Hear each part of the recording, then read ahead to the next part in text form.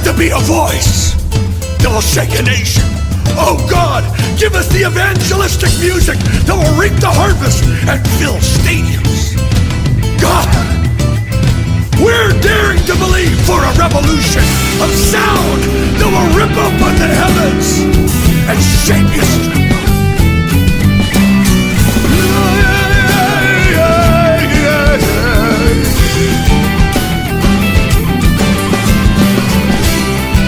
I have found David, a man after my own heart. Let it be said in the nations that God said, I have found David, a man searching, seeking, fasting for the music of heaven. And when they get that sound, the whole earth will resonate and move to the rhythm of the man of God, the singer of song, Christ himself.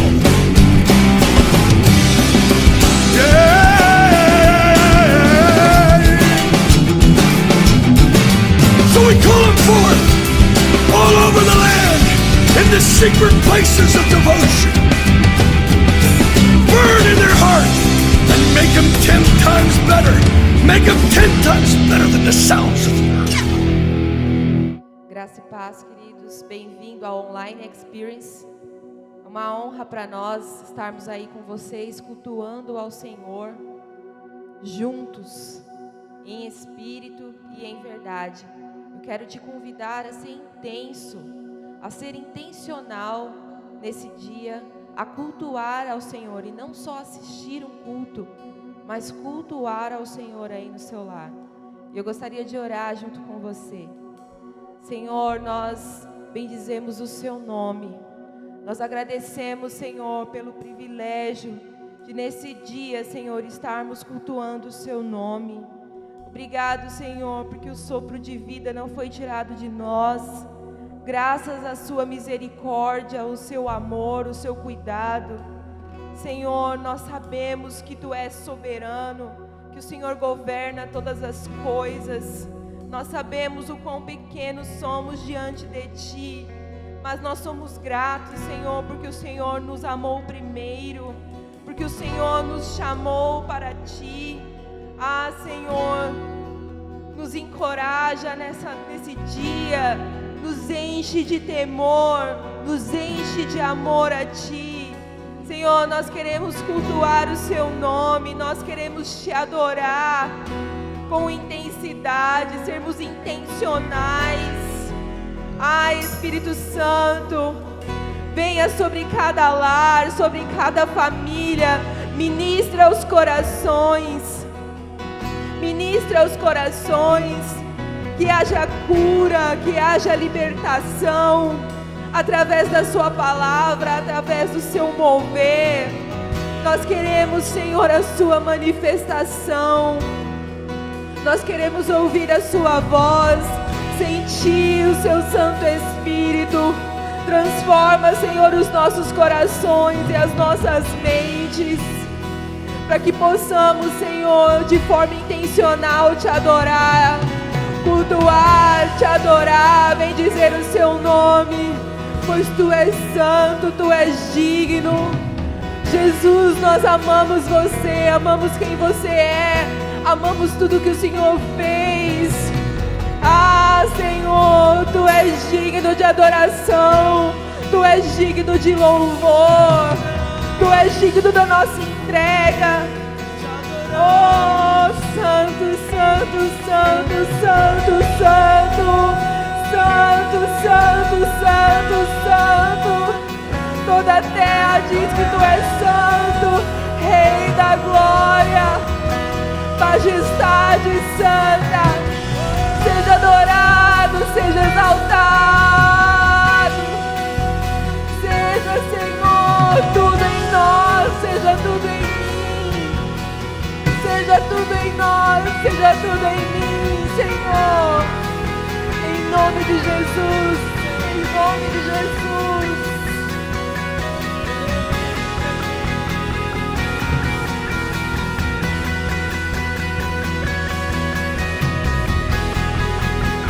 Espírito e a noiva dizem vem,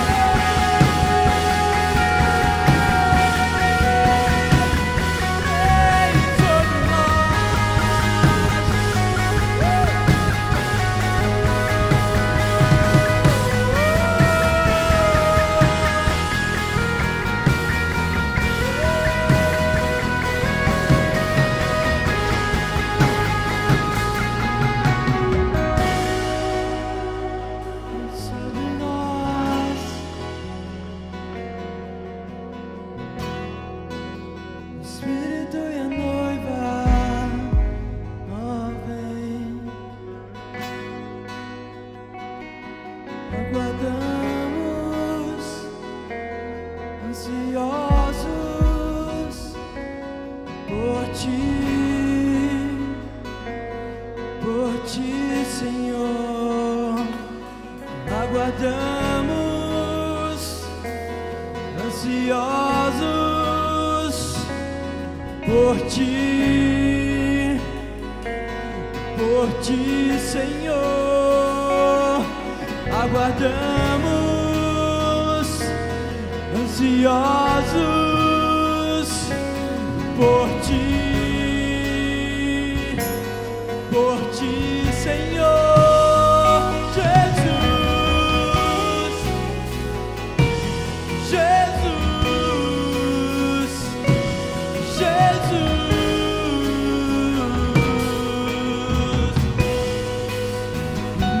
Neste lugar, neste lugar, neste lugar.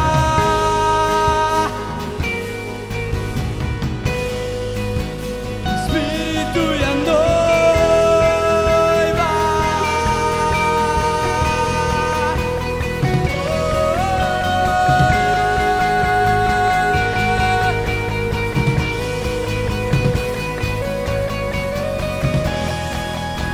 O Espírito e a noiva dizem vem. O Espírito e a noiva dizem vem. O Espírito e a noiva dizem vem. O Espírito e a noiva dizem vem. O Espírito e a noiva dizem vem. O Espírito e a noiva dizem vem. O Espírito e a noiva dizem vem. O Espírito e a noiva dizem vem.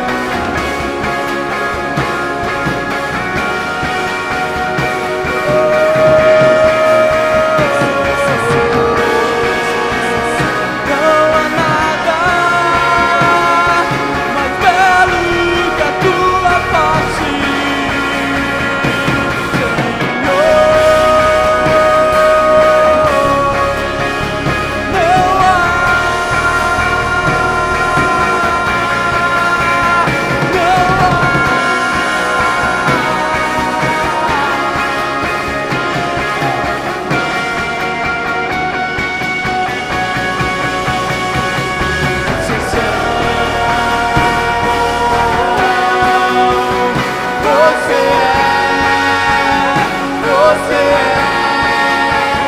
minha obsessão. Você é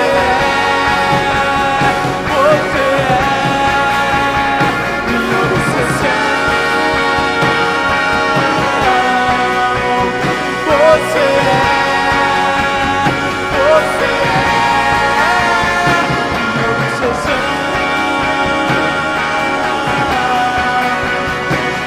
obsessão.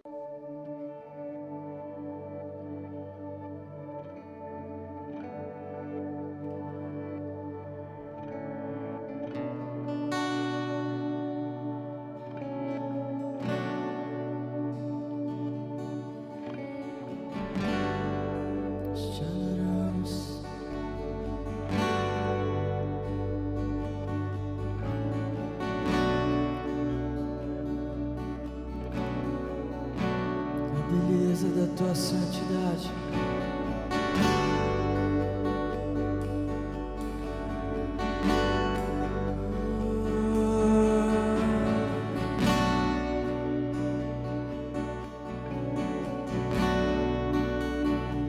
Aleluia. O Cordeiro que venceu.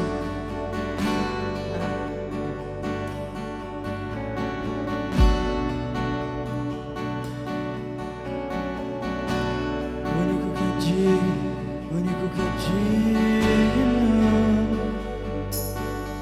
de receber a honra, a glória,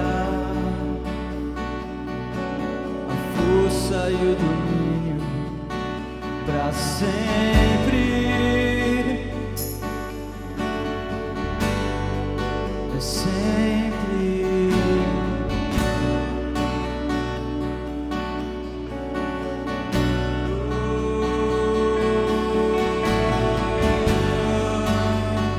És adorado,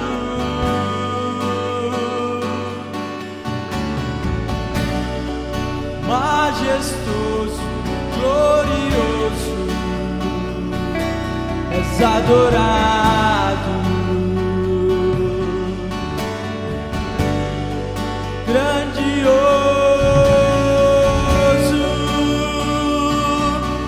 não há outro igual a ti, Senhor.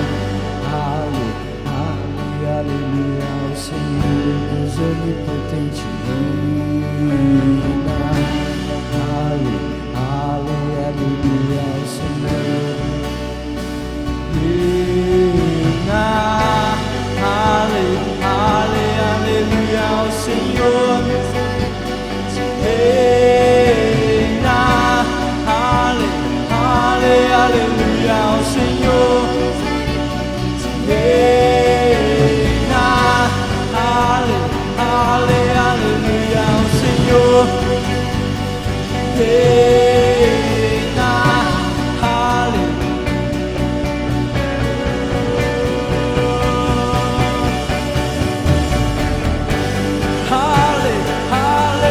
Aleluia, o Senhor Deus onipotente reina. Aleluia, o Senhor Deus onipotente reina. Aleluia, o Senhor reina. Aleluia, o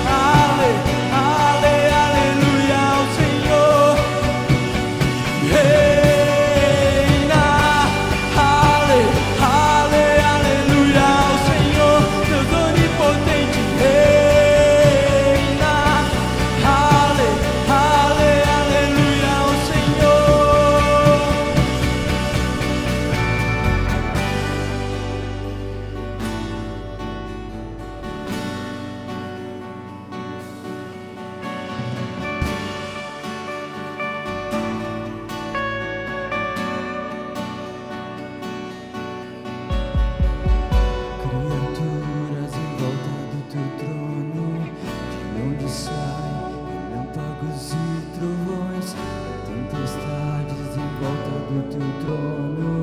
Santo, santo, santo.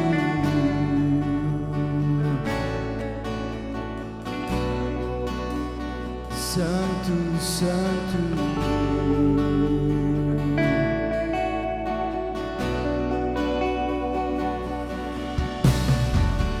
Criaturas em volta do teu trono, de onde saem relâmpagos e trovões, tempestades em volta do teu trono. Santo, santo, santo.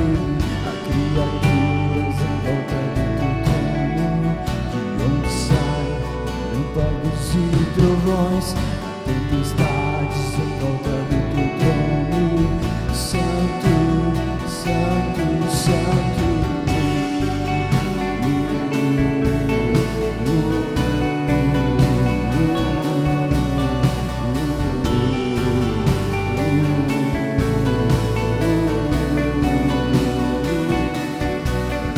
Oh,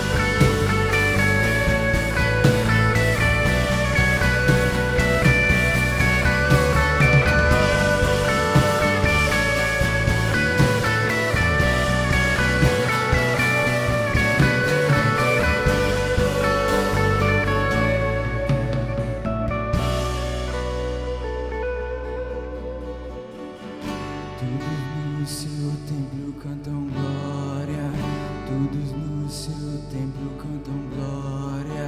Todos no seu templo cantam glória. Todos no seu templo cantam glória. Todos no seu templo cantam glória. Todos no seu templo cantam glória. Todos no seu templo cantam glória. Todos no seu templo cantam glória. Todos no seu templo cantam glória. Todos no seu templo cantam glória. Todos no seu templo cantam glória. Todos no seu templo cantam glória. Todos no seu templo cantam glória. Todos no seu templo cantam glória. Todos no seu templo cantam glória. Todos no seu templo cantam glória. Todos no seu templo cantam glória. Todos no seu templo cantam glória. Todos no seu templo cantam glória. Todos no seu templo cantam glória. Todos no seu templo cantam glória.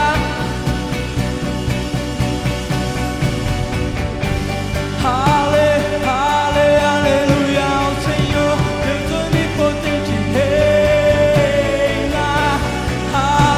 Aleluia ao Senhor, reina. Aleluia ao Senhor, Deus onipotente reina. Aleluia ao Senhor.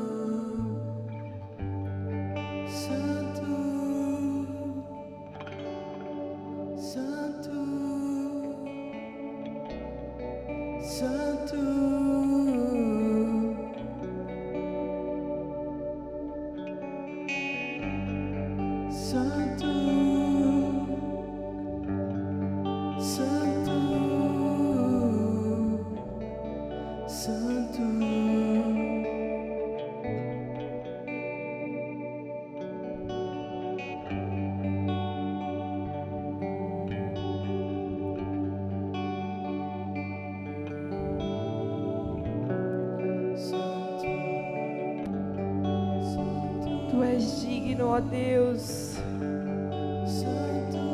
Quem é como nosso Deus? Quem é como nosso Senhor?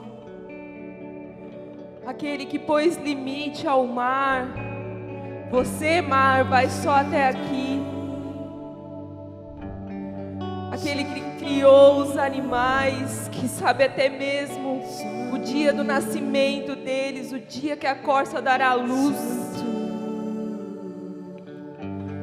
Quem somos nós diante desse Deus soberano, poderoso, todo-poderoso, santo?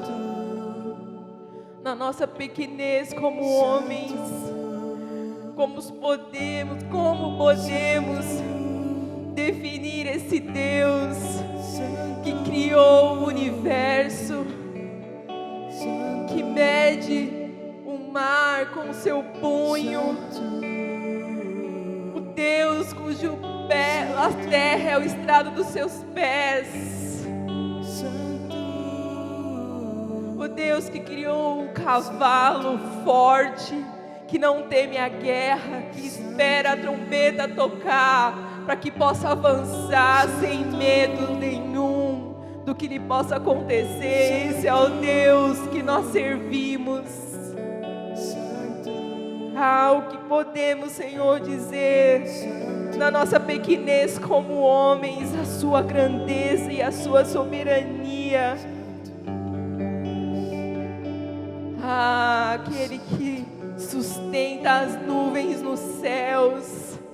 Como podemos explicar a sua grandeza?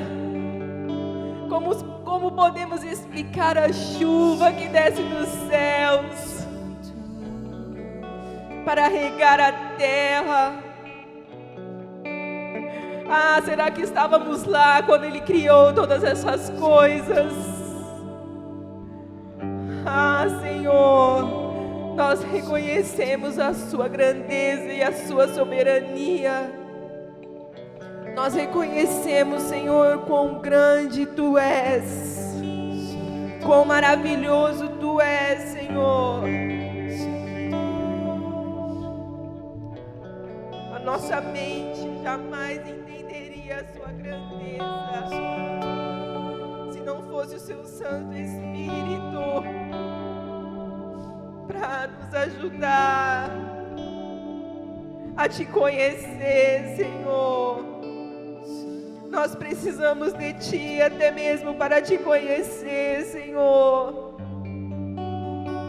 Nós precisamos de Ti, Senhor, para levantar pela manhã. Nós precisamos de Ti, Senhor, aquele que alimenta os corvos, aquele que dá presa ao leão, que aguarda escondido em meio ao matagal. Tu és aquele que alimenta as aves, que alimentam as feras. Tu és, Senhor, aquele que nos alimenta, aquele que está no ontem, no hoje e no amanhã, aquele que um dia é como 1000 e 1000 é como um. Senhor, nós reconhecemos a nossa pequenez diante da Sua grandeza. E assim, Senhor, como o Senhor disse a Jó, no 41:11, quem primeiro me deu alguma coisa que eu lhe deva pagar? Tudo que há debaixo dos céus me pertence. Senhor, nós não te demos nada. O Senhor não nos deve nada, porque tudo que está debaixo dos céus é seu. O Senhor, quem criaste todas as coisas. Nós somos homens pequenos, simples.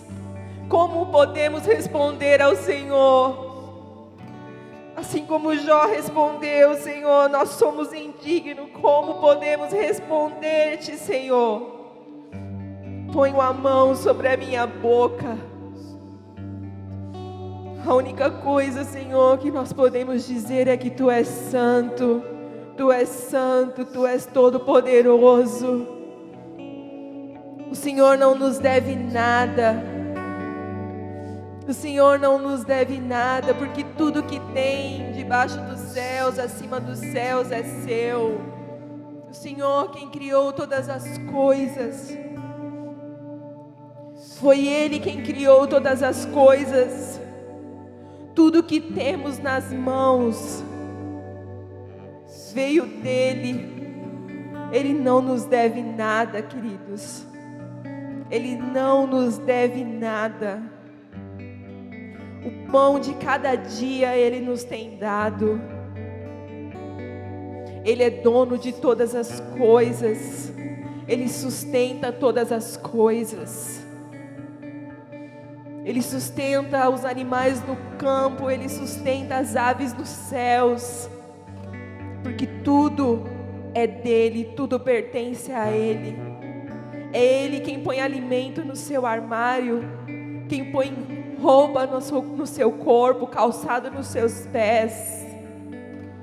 É Ele quem nos sustenta, tudo pertence a Ele. Como nós poderíamos responder a esse Deus tão grandioso, se não temendo a Ele, nos dedicando a Ele, amando a Ele através de tudo que somos e de tudo que temos. Eu gostaria que você, com esse entendimento, entenda que nesse tempo Ele continua sendo Deus. Ele continua sabendo tudo o que vai acontecer. Ele continua no controle de todas as coisas. Ele continua controlando todas as coisas. Ele continua sustentando o seu povo, a terra e tudo que nela habita. Ele sustenta, Ele é o Deus Todo-Poderoso, grande, maravilhoso.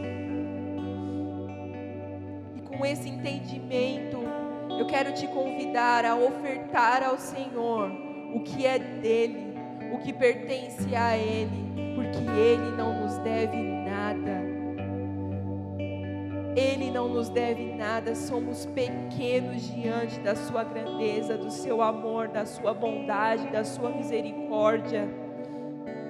O Deus que criou os céus e terra é o Deus que alimenta as aves dos céus, que alimenta os leões, que põe limite ao mar, que sustenta as nuvens nos céus, que manda a chuva no tempo oportuno.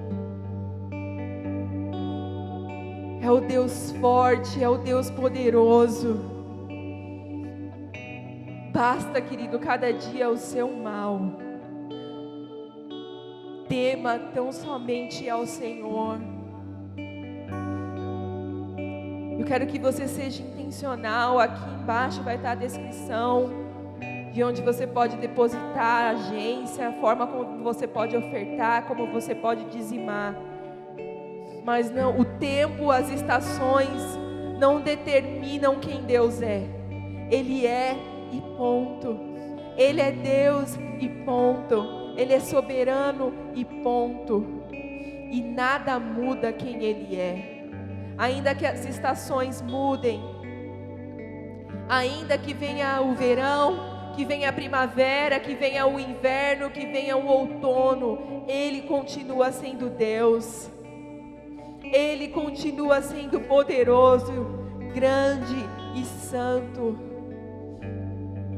E a nossa devoção, a nossa adoração, a nossa vida é independentemente das estações. A nossa adoração a Ele é independente das estações em que estamos vivendo. Ele continua sendo Deus. Ele continua sendo digno de ser adorado, de ser exaltado, de ser glorificado. Aí onde você está, aqui aonde eu estou, Ele continua sendo digno da sua oferta, da sua adoração, seja em que forma for, seja em adoração no seu lar, seja em contemplação da grandeza e da soberania dEle.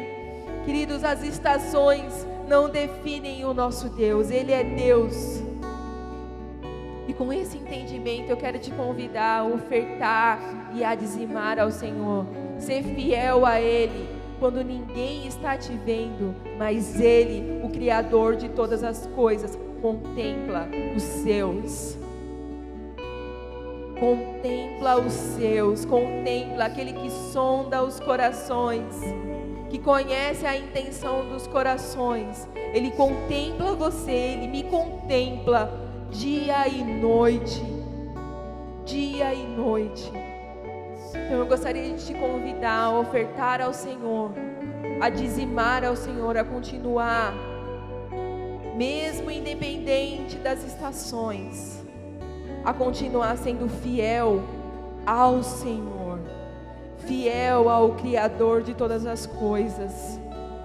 porque Ele não nos deve nada, mas é por causa dEle que nós continuamos respirando e continuamos de pé, que você se alimentou no dia de hoje, que você está com vestes no seu corpo. Se você trabalhou, foi porque Ele te deu saúde para trabalhar. Se você conseguiu comprar, foi porque Ele te deu esse dinheiro, essa semente para você comprar. Então, queridos, toda semente que é lançada, ela gera fruto, ela cresce. Que a sua semente seja uma semente plantada numa terra boa, numa terra fértil. Continue sendo fiel ao Senhor, mesmo quando nenhum olho consegue te ver. Os olhos do Senhor buscam aqueles que o adoram em espírito e em verdade. Senhor, eu abençoo cada oferta, Senhor, nesse dia.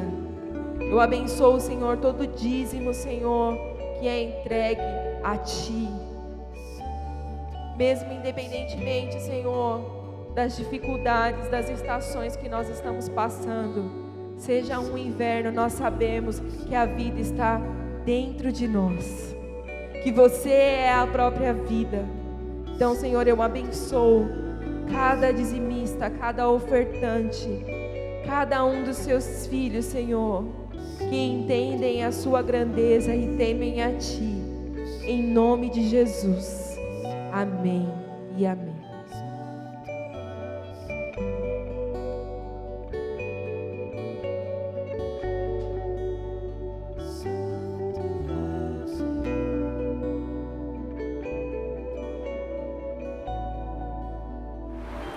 Olá, graça e paz, sejam bem-vindos a mais um Online Experience da Gravidade Zero Church. Aí no seu lar, onde você estiver, feche teus olhos, abaixe sua cabeça, vamos orar. Pai, obrigado pela Tua palavra, obrigado pelo Teu amor, obrigado pelo Teu cuidado, pelo Teu zelo de Pai.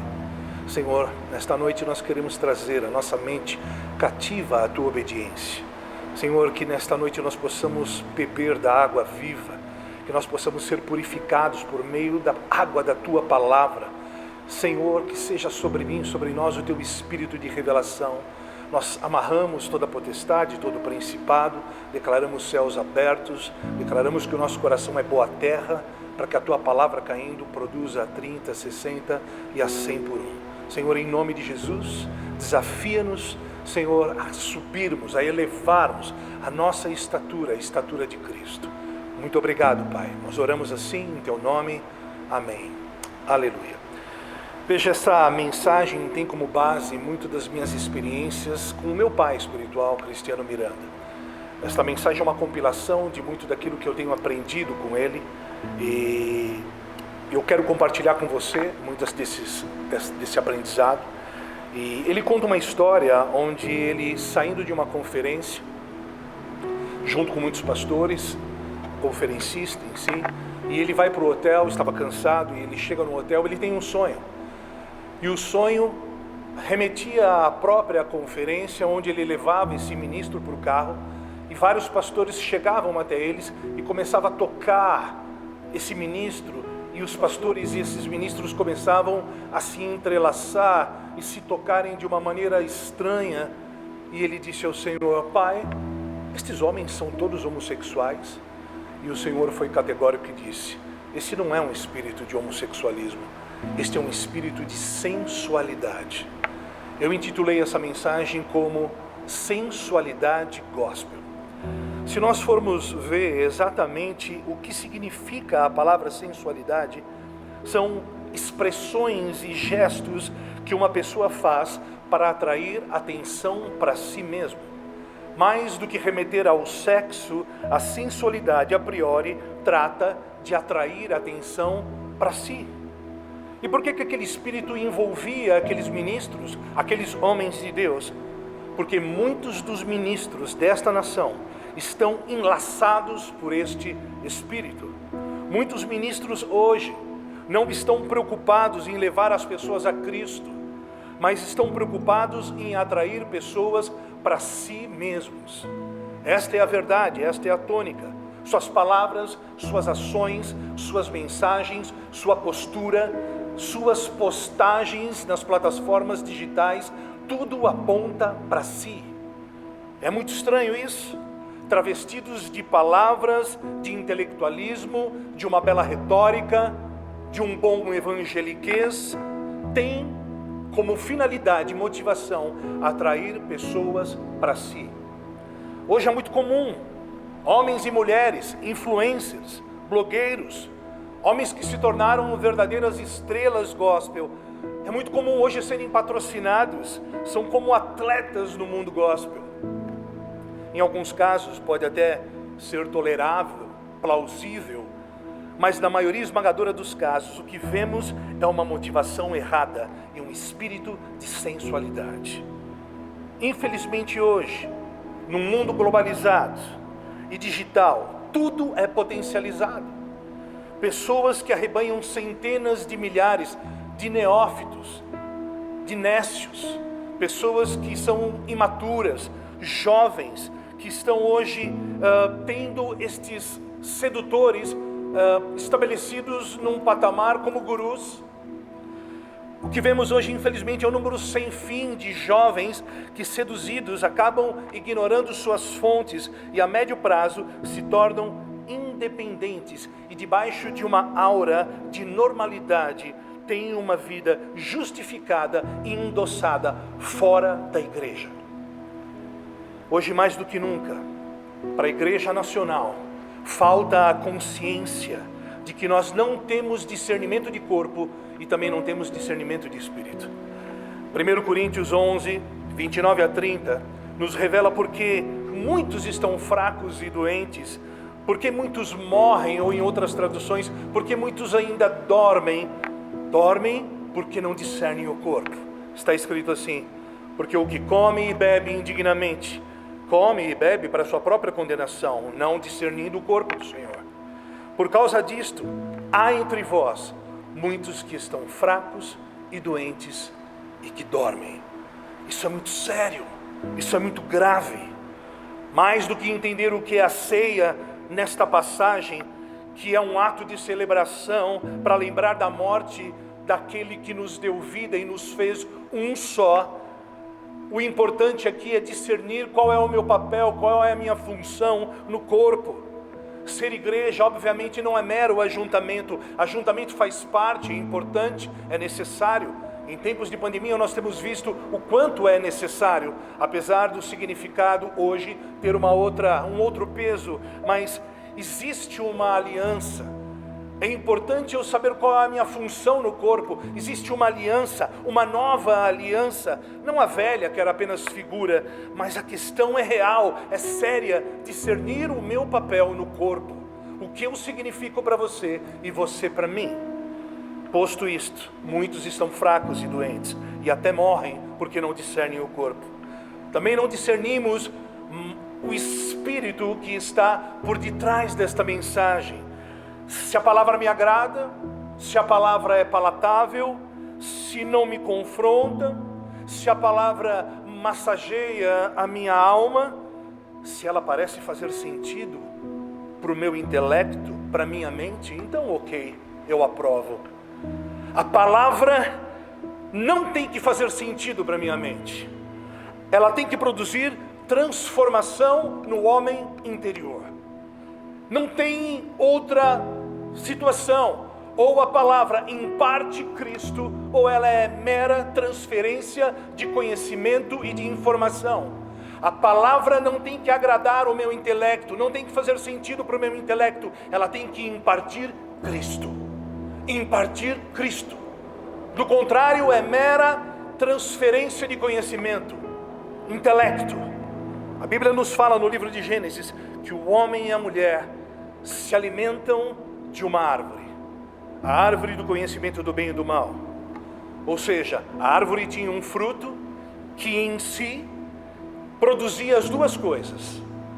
Guarde isso. O conhecimento tem uma raiz que não tem nada a ver com a árvore da vida. Não tem nada a ver com a árvore da vida. A vida faz parte de uma outra árvore, não a do conhecimento do bem e do mal. Você não consegue encontrar vida no conhecimento. Veja, eu não estou falando contra o conhecimento. Eu estou falando do perigo de se seguir só esta estrada. Por isso, por mais que você estude, por mais teologia que você estude, isso nunca vai poder gerar vida. O conhecimento da letra não pode gerar vida. É como correr atrás do vento. Não pode gerar vida. Não há como gerar vida. Faz sentido para você? Eu espero que faça sentido para você. Deus não se revela ao homem através do intelecto, através do conhecimento humano. Ele se revela através de um caminho de simplicidade, na humildade. Ele se revela aos indoutos, aos analfabetos, aos pescadores, aos cobradores de impostos. Ele se revela aos pequeninos. Ele se revela no coração. Ele ocultou estas coisas aos grandes e sábios e os revelou aos pequeninos. O Evangelho, ele é extremamente simples e requer de nós esta simplicidade, uma humildade para concluir que nós somos absolutamente, totalmente dependentes dele, do Senhor. Obviamente que eu não estou falando, volto a dizer, contra o conhecimento e o estudo. Eu fiz 2 seminários, continuo estudando. É óbvio que eu não estou falando disso. Eu só digo que o caminho é outro. Somos extremamente hábeis nesta ânsia por evidência em criar ídolos. E estes ídolos que são absolutamente idênticos aos de ontem, talvez até piores do que os de ontem, porque os de ontem eram meros ídolos de madeira, de pedra, de gesso, de prata, inanimados, estáticos, estratificados. Os de hoje não. Os de hoje se vestem bem, se embelezam para se venderem bem. Uns tempos atrás eu cheguei a fazer uma mensagem intitulada Igreja, um bom negócio.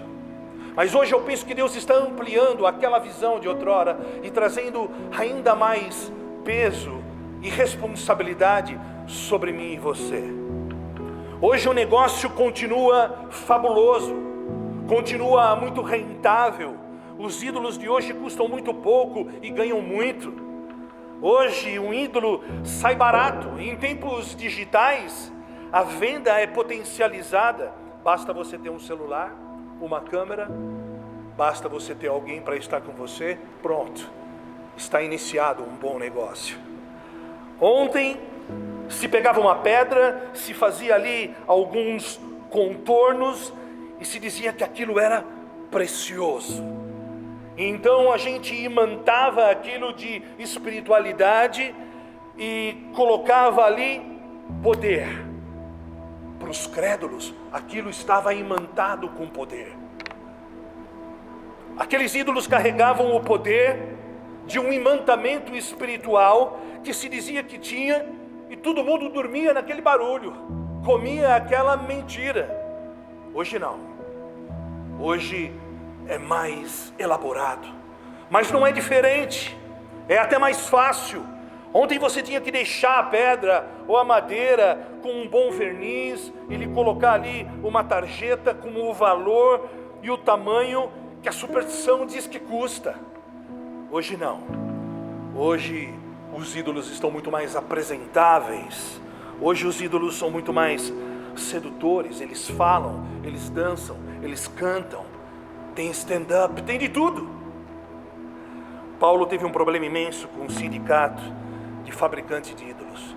Ele teve que sair correndo, ele quase foi linchado. E ele sai correndo daquele lugar, e ele chega então perto de Mileto, e ele chama os presbíteros, ali constituídos, da grande igreja de Éfeso, e ele começa ali a fazer uma grande explanação, e ele começa a adverti-los firmemente. Ei, presta atenção, eu estive no meio de vocês por tanto tempo, vocês viram como eu ensinei, vocês viram como eu preguei, vocês viram como eu me portei, vocês viram a minha conduta, vocês viram a maneira como eu me portei diante de tudo aquilo que permeou a minha vida em todo o tempo que eu estive com vocês. Ei, vocês viram como eu ensinei, viram que eu não explorei, viram que eu não manipulei ninguém, vocês viram. Ninguém pode dizer que eu não me esforcei e não trabalhei por vocês e para vocês. Mas eu quero dizer que nós estamos diante de tempos e dias difíceis. Já havia entre eles muitos ídolos auto-intitulados. Já existia entre a igreja de Éfeso ali muitos corruptores da verdade, muitos sedutores que vendiam ilusões ao povo. Ali dentro da igreja de Éfeso haviam muitos que, apropriando-se das oportunidades que a necessidade e a carência humana favoreciam, usurpavam o povo. Paulo disse: esse pessoal está por aí. Ei, acordem, esse pessoal não dará o mesmo tratamento que eu dei para vocês. Homem, cuidado com o rebanho. Cuidado com o rebanho, porque eles não se preocupam com o rebanho, eles são lobos. Paulo diz: eles vão tentar dominar, eles vão tentar fazer o possível para afastar vocês da consciência da graça do Evangelho. Então Paulo continua mostrando o seu caráter, o caráter de um homem morto, de um homem de renúncia. E em Atos 20 ele diz: agora vocês nunca mais verão a minha face, porque agora eu saio deste lugar e eu vou viver uma vida regalada, com bastante sombra e água fresca. Não era esse o espírito da coisa. Ele disse assim: o Espírito Santo me diz que a partir de agora me aguardam lutas, aflições, perseguições, traições, deserções e tribulações. Não era nada sedutora este tipo de vida, este tipo de ministério. Não havia nada de sedutor neste tipo de ministério. Paulo está dizendo: eu não estou caminhando para um abraço fraterno, eu não estou caminhando para ter a unanimidade e a aprovação de vocês, eu não estou caminhando para buscar um tapinha nas costas, um joinha, um like. Eu estou caminhando para uma vida de perseguições. Ei, o meu ministério, o meu chamado não é sedutor. Paulo não era um stand-up. Paulo construiu uma consciência em Éfeso, uma consciência de alguém que caminhava dentro de uma realidade invisível. Era algo ilógico, era algo impensável que não tinha sentido. A lógica, ela só pode ir até depois que a lógica abandona a lógica. Cristo é aquele que sabota a lógica, que encurrala a lógica, aquela lógica cartesiana que nós produzimos, aquele método de levar uma palavra que na verdade muitas vezes é nossa, um método cartesiano com um laço vermelho, cheio de formas que nós criamos, é um ídolo meu e teu. Essa mensagem gostosa que massageia a alma, Paulo está dizendo: não vai te transformar, não é sedutor. Se não impartir Cristo, não tem parte comigo. Se não te mata, é só conhecimento. E aí ele para e sabe que ele não tem mais para onde ir. Presta atenção nisso. Toda boa teologia é aquela que não tem conclusão. Ih, agora eu vou ser linchado. Oh, aleluia! É aquela que vai até onde pode ir e chega no momento em que ela se rende. Se rende. Teórico que não levanta as mãos é perigoso. Se ele não levantar as mãos e não se render e dizer: ó, profundidade da riqueza, tanto da sabedoria como do conhecimento de Deus. Quem é que conheceu os seus caminhos? Quem é que sabe os seus pensamentos? Quem é que deu primeiro a ele para que lhe seja devolvido? Quem foi o instrutor do Senhor? Quem não pode parar e dizer: daqui eu não passo, aqui começa o meu culto racional, que é justamente quando a razão acaba. Não há nada mais racional que chegar a esta conclusão em relação a Deus. Não há nada mais racional do que admitir pela razão, a morte da razão. Em determinado momento, nós temos que parar e se render. O mistério que é ali anunciado, e que ele enfatiza várias vezes dizendo, estava guardado, oculto em Deus, mas que agora foi revelado a nós, pelo Espírito. Enfim, vamos avançar. Um outro mal que precede, que sucede o espírito da sensualidade, guarde isso, é a prostituição. Existe uma rua na Holanda, precisamente em Amsterdã, a grande maioria de nós já deve ter ouvido falar nisso, se não, ouça. É um lugar onde as mulheres ficam expostas literalmente em vitrines. Mulheres que estão ali nuas ou seminuas, e ali elas ficam se expondo, sensualizando para vender um produto, que é sexo. Então os clientes passam por aquelas vitrines e aquelas que mais os atraem, aquelas que mais os seduzem, aquelas que mais os chamam a atenção, eles compram. Ou seja, o fim da sensualidade é a prostituição. Então quando vemos dentro da igreja um espírito de sensualidade, o resultado será a prostituição do evangelho. Enfim, eu tenho um produto que precisa ser extremamente atraente, sedutor, um produto que precisa ser comprado por alguém. Então eu navego nas vitrines das plataformas digitais e eu compro a mensagem na qual eu me encaixo. Eu gosto deste cara aqui. Este cara aqui é agradável, ele tem alguns atributos que me chamam a atenção. Enfim, ele está em alta, está na moda. Ele é engraçado, ele é atraente. Ela é uma ungida, super ungida, ela é tão atraente. Eu não estou falando contra as particularidades de cada ministro, e nem a maneira criativa como cada um pode e deve se comunicar ou comunicar o evangelho.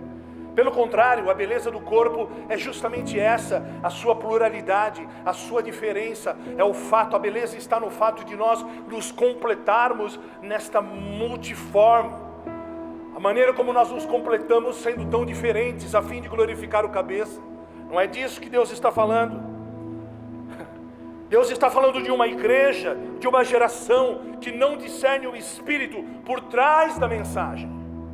Deus está falando de uma geração seduzida por aquilo que é exterior. Deus está falando de uma geração que é seduzida por aquilo que é visível. Deus está falando de uma geração que não discerne espíritos nem o corpo. E Deus é categórico. Há impartição de Cristo, então é só conhecimento, entretenimento gospel. Mas há quem compre.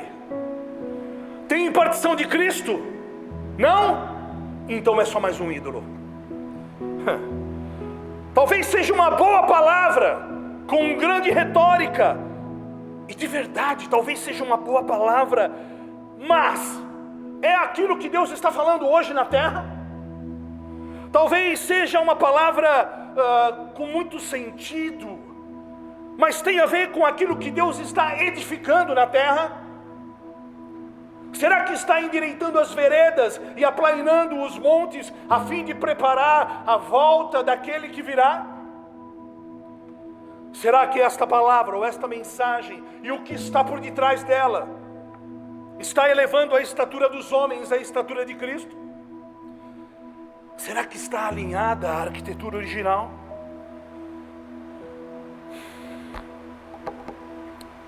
Normalmente quem seduz ou quem é seduzido não gosta do apostólico profético. Eles se sentem absolutamente desconfortáveis. Por quê? Porque custa tudo. Porque custa a renúncia, custa abrir mão do eu, custa abrir mão do seu jeito de fazer fogo. Porque nós somos hábeis pirotécnicos, porque custa muitos likes, porque custa abrir mão do status, custa abrir mão da maquiagem. Quero falar algo para você. Esta é uma geração que não quer morrer. Como assim? Na mão contrária de Paulo, nós estamos esperando do evangelho que é pregado hoje nas esquinas só mais um like, uma aprovação, um aval. E esta é as coisas visíveis que nos avalizam para nós termos sucesso. Os ministérios hoje são aprovados, têm um aval, de acordo com os números que tem. Quando nós olhamos as vitrines que se tornaram as redes sociais, o que vemos é esta exposição tosca, gritante, de cristãos de estatura, se degladiando, se matando. Detalhe, nem começou o princípio de dores. Pessoas que deveriam estar dando bom testemunho, estão se matando, se degladiando. Vaidade de vaidades, sensualidade. Outros que para manter a imagem não falam nada. Eles estão em cima do muro, são os mureteiros. E eles só se manifestam depois que todos os tidos como grandes já se manifestaram. Então, a partir do momento que ele sabe que a sua reputação não será arranhada, que o seu verniz não será arranhado, então eles saem de trás do muro e aparecem para dar ali um pitaco. Sensualidade, preocupados com a sua reputação. Os mureteiros em tempos cruciais, que deveriam se levantar e sair do muro e agir como atalaias, se escondem, vão fazer piada, jogam para a galera para não perder seguidores. Do contrário, quando passam em frente à vitrine, ninguém vai comprar o meu produto. Outros são os justiceiros gospel. Hoje em dia tem o Batman gospel, é o justiceiro. Ele se vê no afã de querer ser o juízo na terra. Infelizmente a maioria são órfãos espirituais, clamando por aceitação, gritando por uma bênção, por um selo, por um aval, gritando por um afago, por um abraço fraternal. Outros sensualizam de outras formas. Para vender uma imagem de sabe-tudo, são altivos, arrogantes na exposição do seu conhecimento. Seu conhecimento.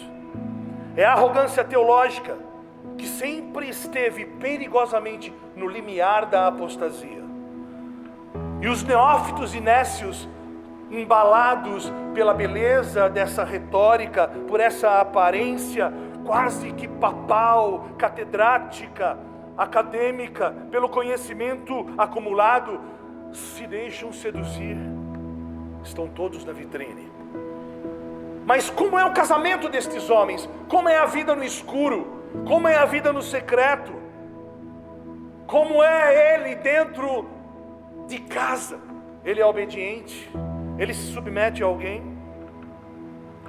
Os sedutores catedráticos deveriam se ater a Tiago 3, que diz que eles terão que dar conta da maneira como expuseram a luz, como usaram a língua, como usaram a boca. Terão que dar conta, sobretudo, da arrogância de pensar de si alguma coisa. Os arrogantes catedráticos terão que dar conta para Deus. Não pense além do que convém. Não se jactem além daquilo que convém. E quando anunciar a palavra, anuncie em pé de igualdade com os irmãos. Não se ponha acima da natureza humana. Tem coisas que eu prefiro não falar. A sabedoria que vem do alto, ela é gentil, ela é generosa, ela fala a verdade, ela é pura e organizada, produz paz, é razoável, e seus frutos são amor e misericórdia. Mas a sabedoria humana, terrena, ela é egoísta, ambiciosa e vingativa, fala mentiras e enganos, é desordenada, produz discórdia. é egocêntrica e seus frutos são sempre conflitos e competição. Tenho visto nesses últimos dias pessoas que zombam daqueles que pensam diferente, daqueles que erram, e muitos erram, a começar por mim, obviamente.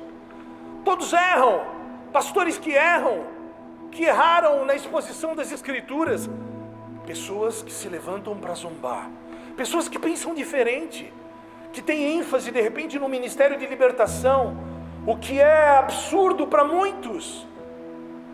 Zombam. Meu Deus, é preciso sair da vitrine. É preciso sair da vitrine.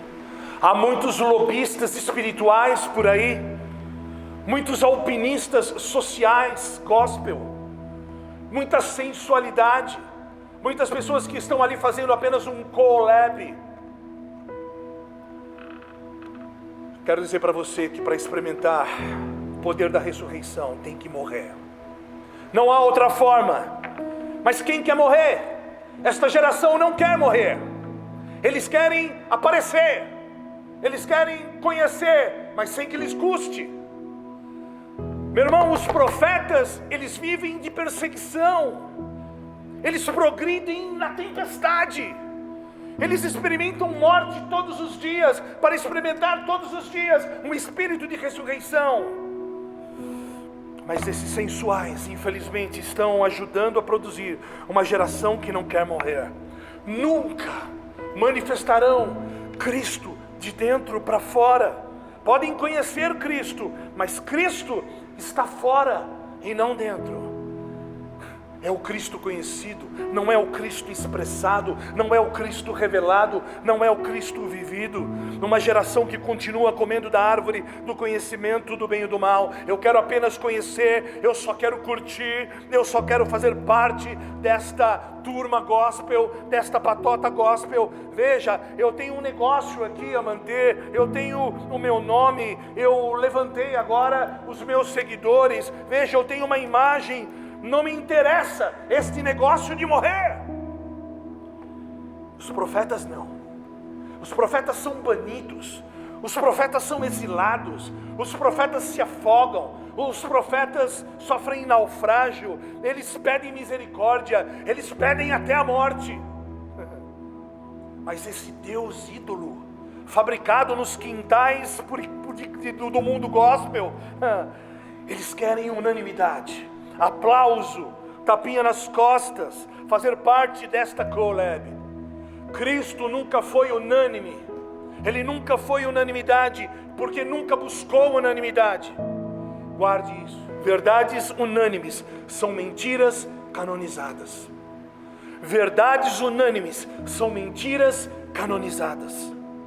Jesus disse: ei, olhe, eu te conheço. Eu sei quem são vocês. Eu sou aquele que passeia em meio aos candelabros com olhos de fogo. Eu sei quem são vocês.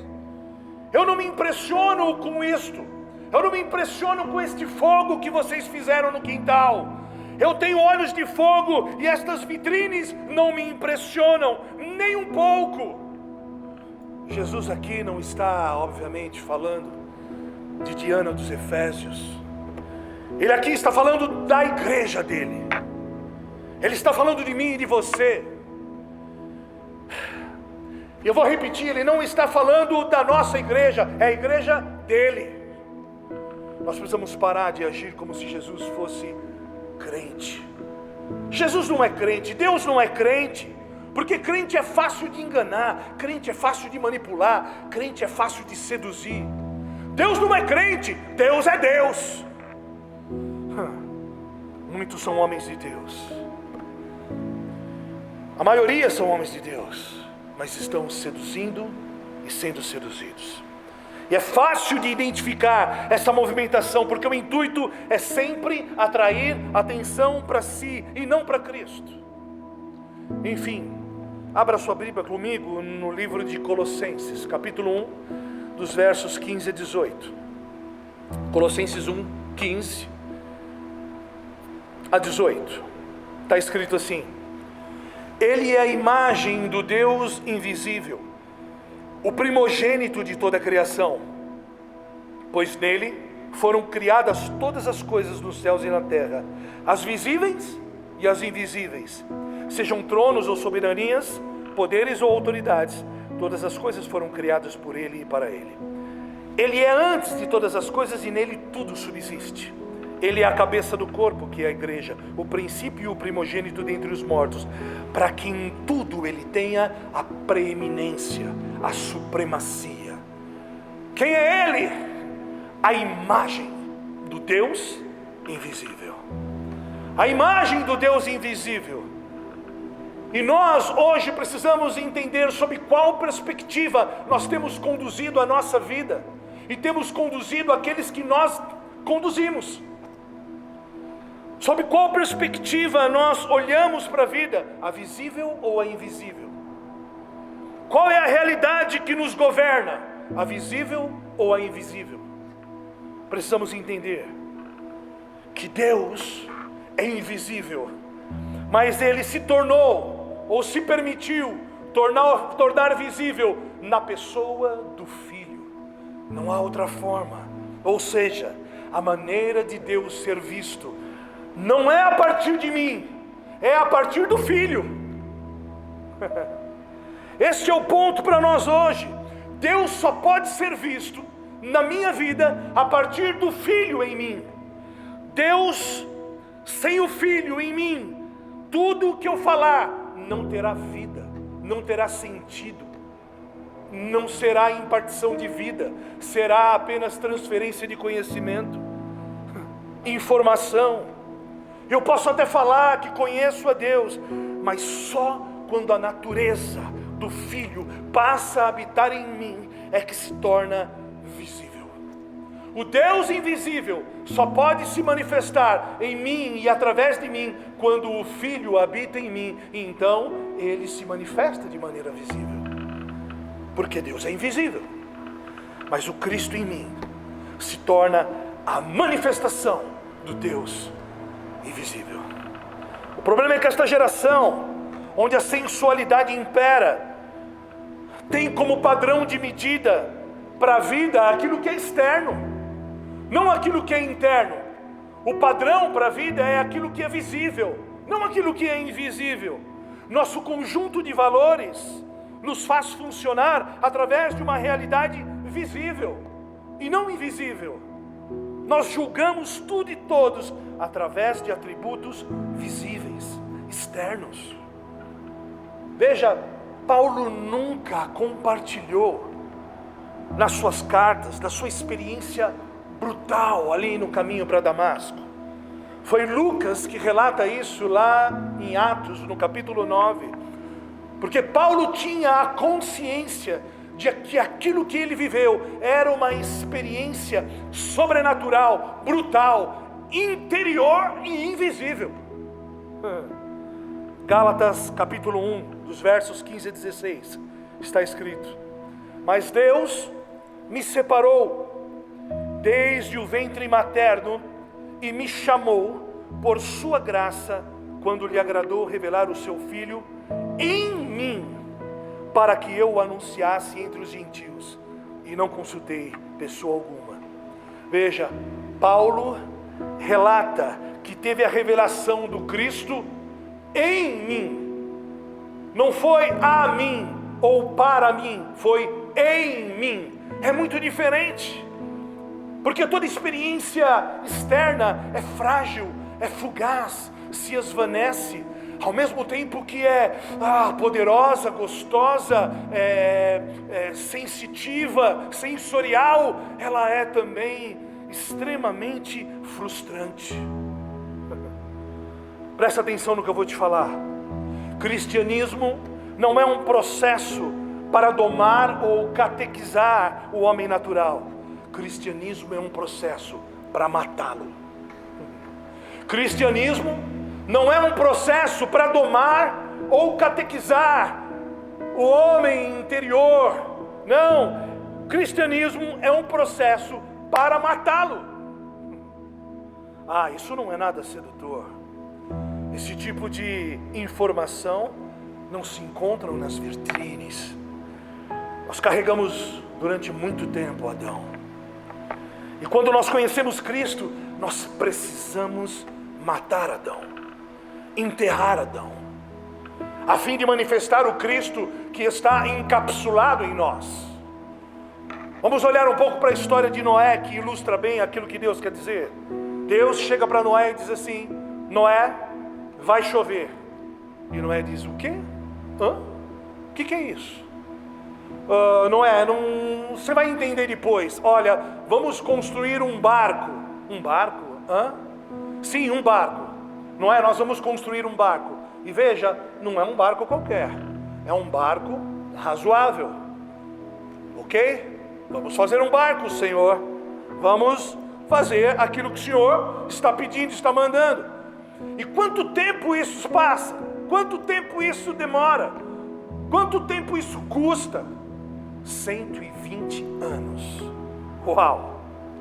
120 anos demorou para que este processo fosse conduzido para Deus. Você acha que Deus poderia fazer esta arca em um dia? Óbvio que poderia fazer em um dia.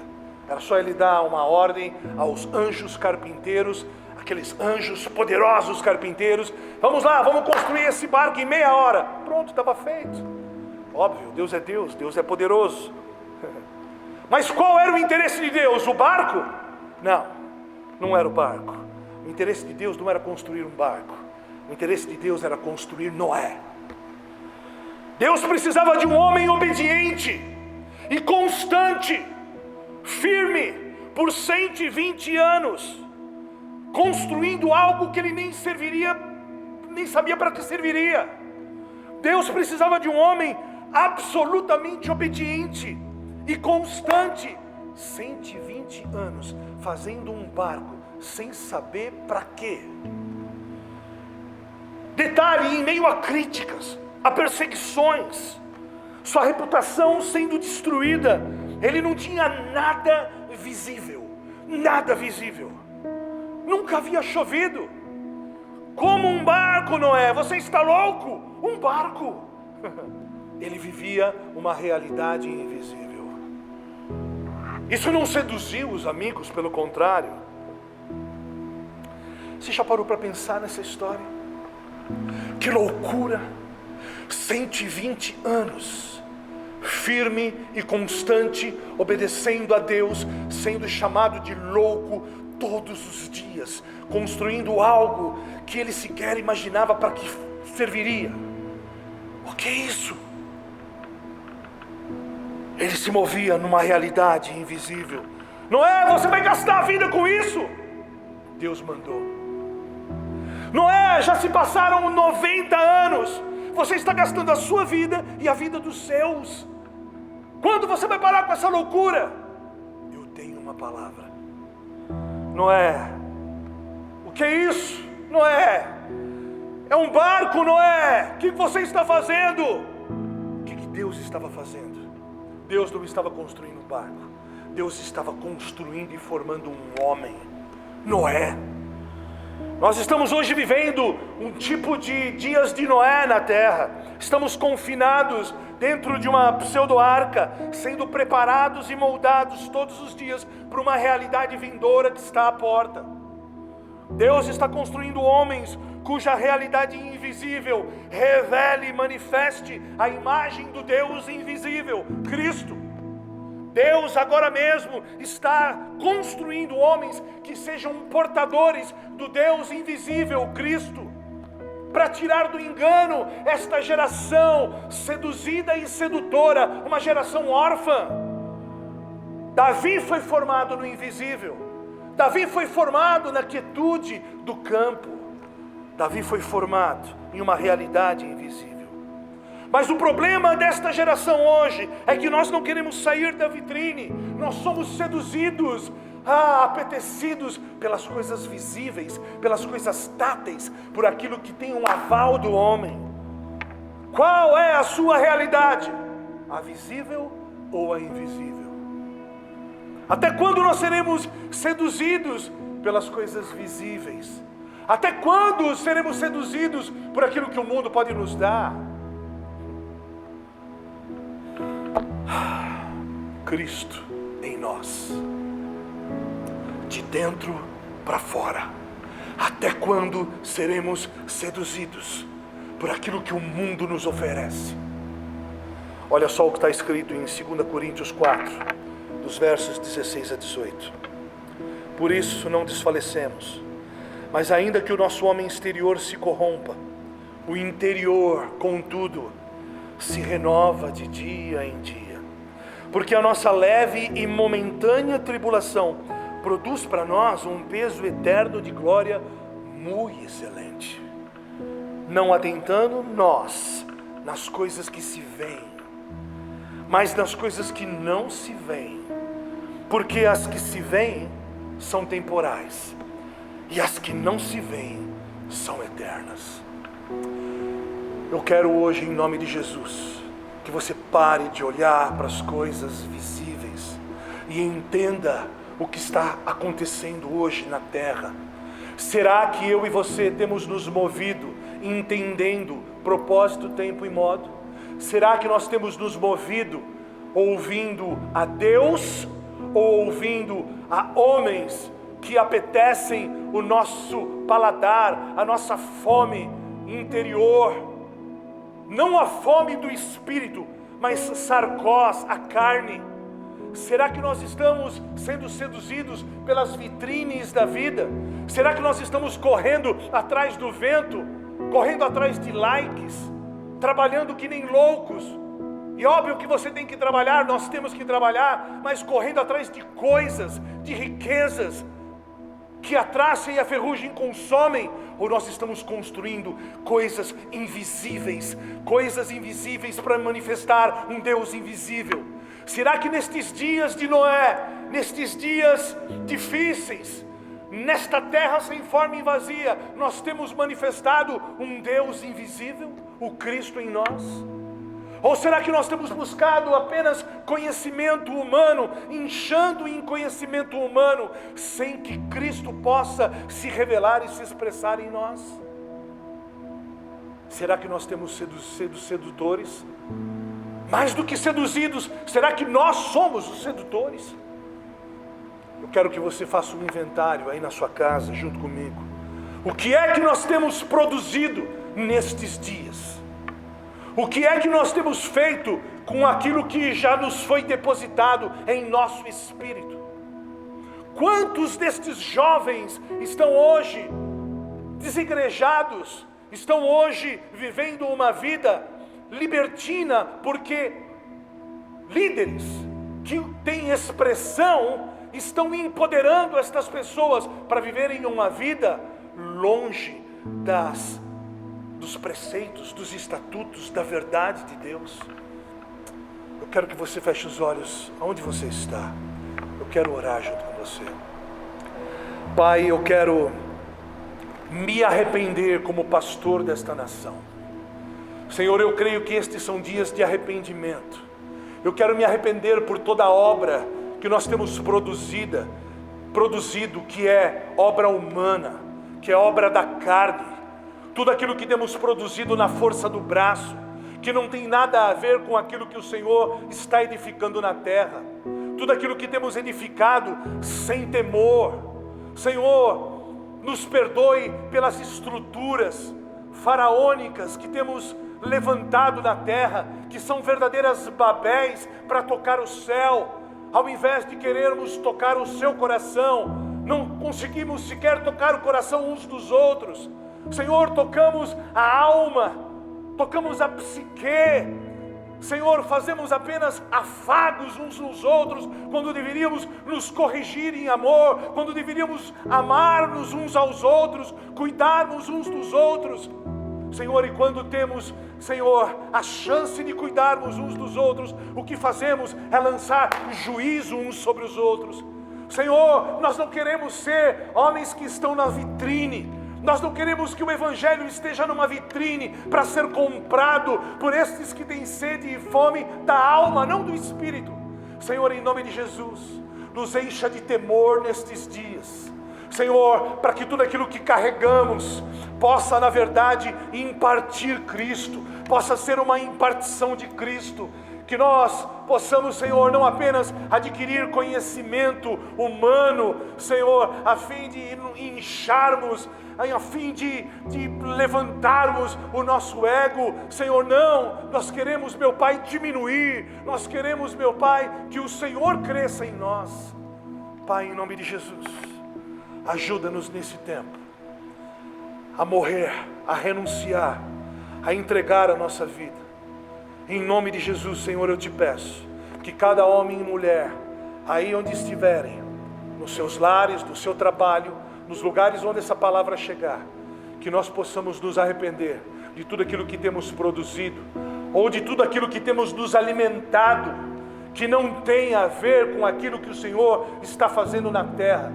Que nós sejamos homens maduros a ponto de dizer: Senhor, dá-me aquilo que o Senhor quer que eu coma. Senhor, me ensina a fazer as coisas que o Senhor quer que eu faça, não aquilo que me agrada, não aquilo que me apraz, mas aquilo que te apraz. Senhor, em nome de Jesus, eu oro assim, em teu nome, Jesus, e te agradeço. Amém e amém. Amém. Deus abençoe a sua vida. Até a próxima oportunidade que Deus nos dará, em nome de Jesus, ainda essa semana.